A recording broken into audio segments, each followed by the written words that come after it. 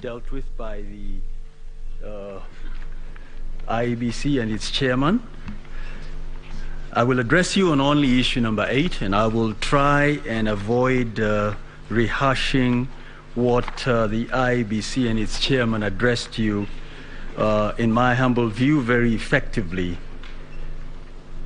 This is simply looking at the test that has to be met by the petitioners in order to determine whether the election should be nullified. And you've settled this as far back as 2013 in Raila petition number 1, or it was petition number 5 actually, but it was the first election petition under the new constitutional dispensation, and repeated this in 2017.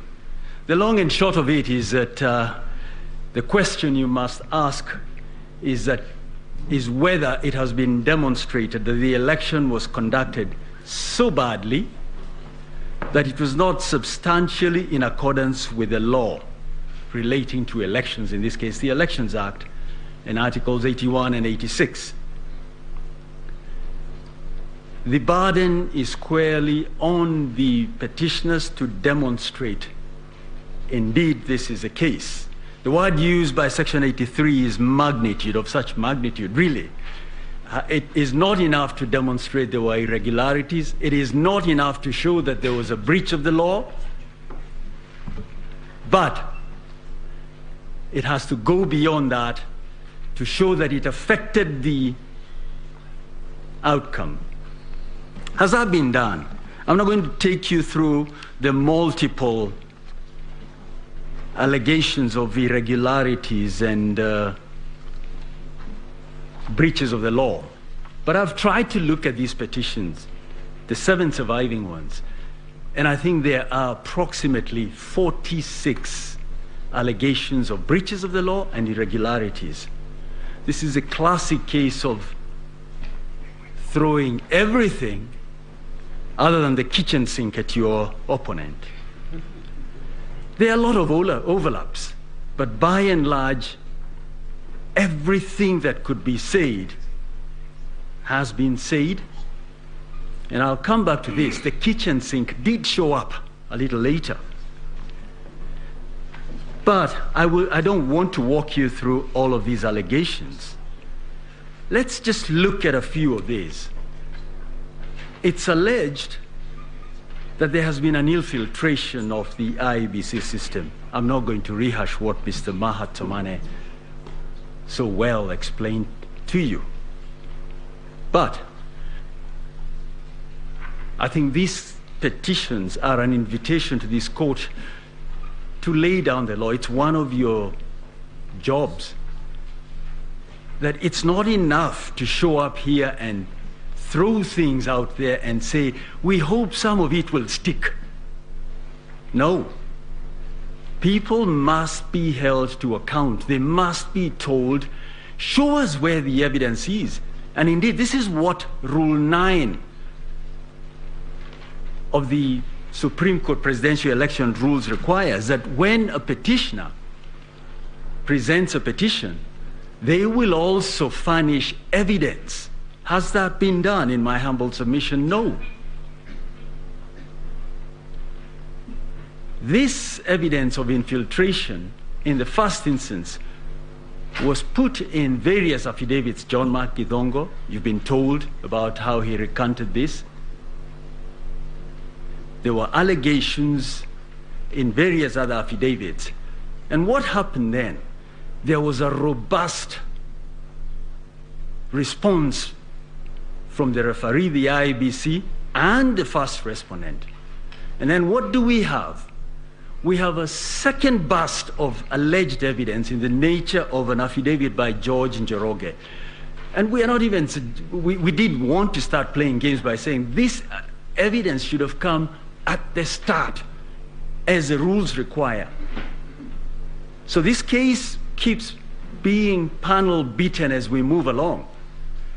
And it's not just petition number 5 where this happens. It has happened in another petition where you were addressed about 291 constituencies and not 290. I believe there was a question from a judge directed at this, because there's a short answer to that, but the question was not directed at me. But that wasn't even pleaded. So what we have is a situation where you keep being told new things as we move along. There's another allegation that the IEBC was so dysfunctional that you couldn't possibly have an election that complies with the dictates of Article 86. And we are told that this started even before. Now the question is, why wasn't a challenge made to the mandate or to this institution before the elections? An Article 140 petition is very narrow. It concerns the results and nothing more. This petition has been turned, or these petitions, by many of the petitions, has been converted into an attack on the on the chairman or the chairperson of the IEBC. It's not the function of the court to look at the conduct of the chairperson with a view to taking action. You are addressed in great detail as to why or how he has affected the last 2-3 elections. So what were we waiting for when Article 251 tells us what to do? The Leadership and the Integrity Act tells us what to do. Let me very quickly, without going into any more of these 46 alleged irregularities and breaches of the law, just try and illustrate just how bad these petitions are, or how lacking in substance they are. And I will, Mr. Mahatsomane, my land friend, Mr. Mahatsomane, has spoken to this, but I want to illustrate by showing you just a little bit about what was contained in the affidavit of Arnold Odinga, Ochieng Odinga. And if I could just, if it could be put up, I want us to look at what has been presented before this court. And it's quite easy to come to this court and say, listen, somewhere between the people expressing their will and the declaration of the results, there's been some tampering. Let's look at what they say. Paragraphs 81 to 91 of the affidavit of Arnold Ochieng Odinga says that there was willful, deliberate, and criminal tampering of certain results, and they've identified 41 forms. What I suspect they did not expect to happen is that the IEBC would respond to just about each and every one of these forms. Let's look at just one sample. And before we do that, what are we trying to achieve? We'll look at a Form 34A from the IEBC portal. We will look at Form 34A delivered by IEBC to the court. We will look at an affidavit from a presiding officer, and we'll look at an affidavit from an Azimio agent, and we'll look at a Form 34A provided by a UDA agent. The affidavit of the IEBC presiding officer is not part of the slides, but we will be able to compare these documents. If we could skip this next slide so that we move quickly. Let's skip that slide, please. Now the question is where the petitioner's fraudulent 34, where allegedly fraudulent 34A came from, and I'll return to that at the end. Let's just look at Kibagare polling station. The next slide, please. If you look at the signatures, one of the signatures is an ODM agent, Mr. Eric Atuma. Now the petitioner in petition number 5 has filed many affidavits in response to the respondents, including the first respondent, they have not responded to this. They have not challenged this. But they put it out there as an illustration of what games were played either by the referee or in concert with the first respondent. So the first thing you note is the signatures of the two agents. The next thing I'd invite you to look at is what the votes were according to the IEBC portal. And Malan from Mahat Somane invited you. The portal is up and running. Check this. What was the total of votes cast, or what was it for the two candidates in Kibagare polling station, stream 2 of 7? Raila Amolo Odinga, 244. Mr. William Samoei Ruto, 114. Let's go to the next slide. If you look at the affidavit of the presiding officer, he's produced a similar form 34A. It says it gives the same outcome. The next slide. The UDA agent, same 244 and 114. Then you have the next slide, the Azimio agent, again 224, 114. The next slide is the affidavit of their own agent. He says, what is in Mr. Odinga's affidavit is not what I submitted to the party. They decide, we're not going to respond to that. But we expect the court somehow to determine that there were fraudulent Form 34As. Is this right? Let's go to the next slide. What is in Mr. Odinga's affidavit? Look at the last column. It says, for Raila Amolo Odinga, 244 votes.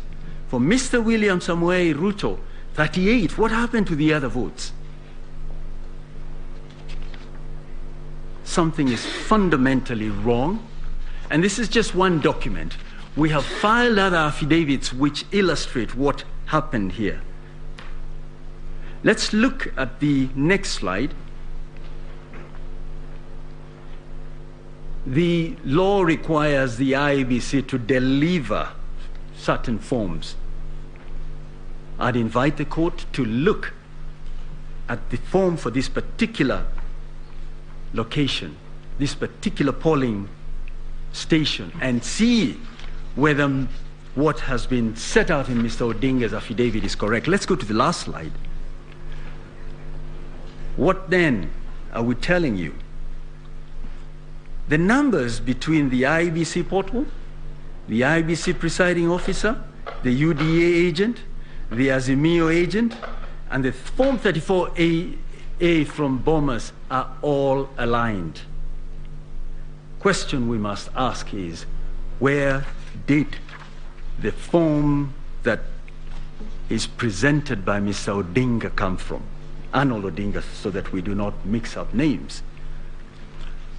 I think this must be what the late Issa Juma of Super Wanyika had in mind when he penned the words, sisi twajua anafanya biashara, lakini biashara anajua mwenyewe.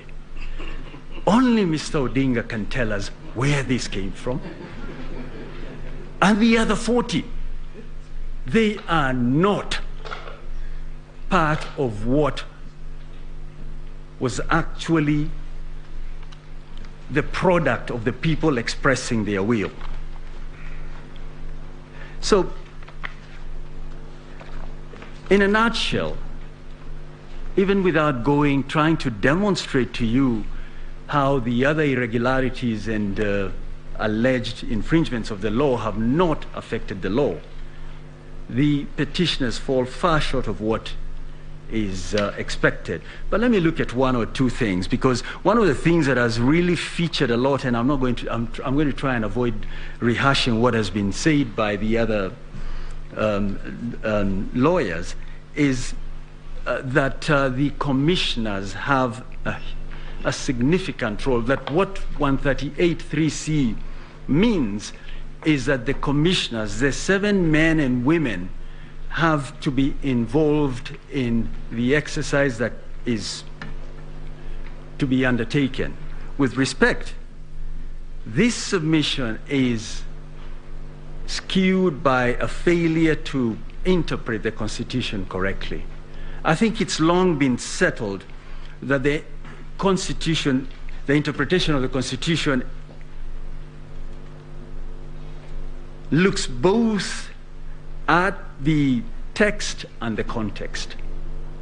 And what has happened here is that the petitioners have decided we will stick with the text. And even that they stretch. They say the IEBC, the commission, means there's 7 of them.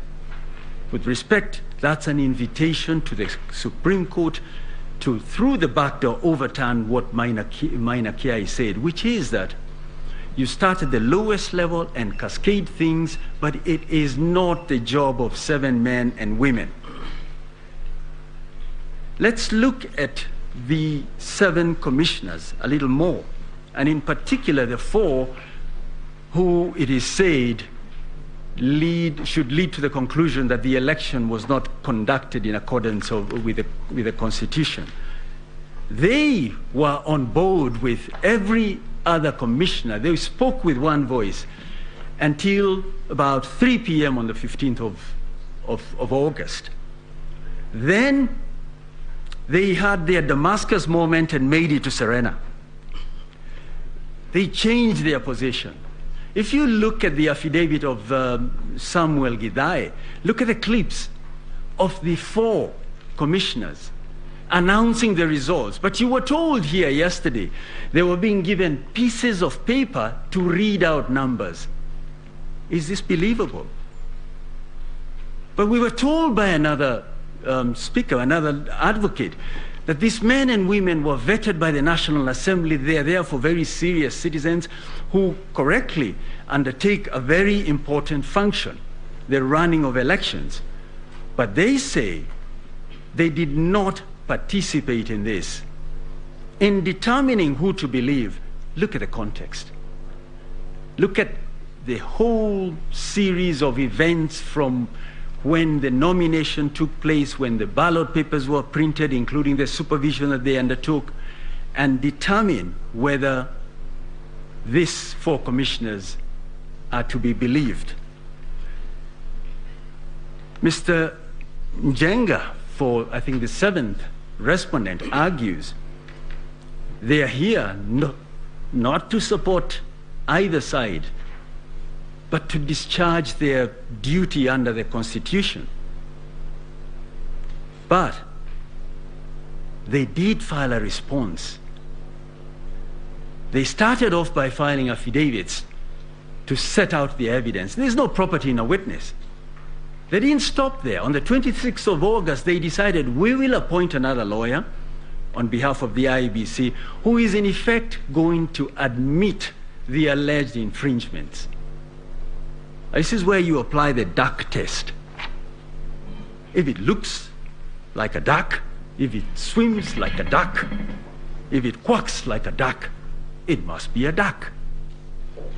They are saying we are here to show you we are independent. Are they? With respect, their conduct demonstrates otherwise. In a word, it is my humble submission that the petitioners have not demonstrated there were any irregularities or illegalities. Forget the magnitude. They really haven't demonstrated any. I'd urge you to dismiss these petitions. Ordinarily in these sort of cases, and I'm not telling you what to do one way or the other, because of the nature of the matters, the parties are asked to bear their own costs. But again, what happens in 5 years if people can come in 8 petitions, 1 was struck out, and say whatever they wish to say without offering evidence? I think there was some advocate who said yesterday we're going to have 200 petitions in 5 years. Why? Because nothing, there are no consequences. We can all come here and be on television, there are no consequences. So what are we asking of you? We are asking you to give us back our country. Determine that there were no infringements, that we had a proper election. We have been in election mode for so long. The only thing that creates wealth is actually working. And this is not work. With respect, the tens of thousands, men and women who preside over elections are teachers and farmers and artisans and you name it. We're being asked to make them come back to work in a few months, or in 60 days to be precise. There is no justification for that. The order that should commend itself to you is to dismiss these petitions because they fall far short of what is required. Those are my submissions.